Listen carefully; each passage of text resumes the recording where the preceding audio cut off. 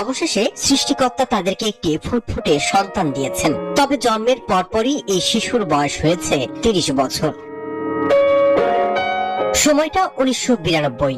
Linda আর্চার এবং তার স্বামী ডিম্বাণু এবং শুক্রাণু মিলিয়ে আইডিএফ পদ্ধতিতে মোট 4টি ভ্রূণ তৈরি করা হয়। তার মধ্যে একটি বান্ডেল থাকলে প্রতি সিনেমানিতে টাকা বাঁচবে।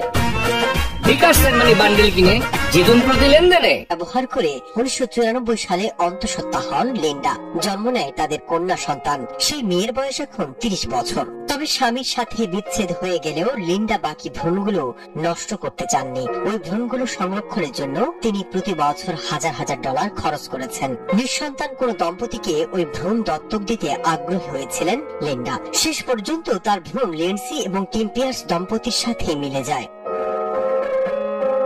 আইভিএফ ক্লিনিক এই অসাধ্য সাধন করেছে। তার প্রধান জানিয়েছেন, জমিয়ে রাখা ভ্রূণগুলো যাতে পৃথিবীতে আসার সুযোগ পায় সেই চেষ্টাই করেছেন তারা। লিন জানিয়েছেন তিনি এবং তার কোলের সন্তান দুইজনেই একেবারে সুস্থ।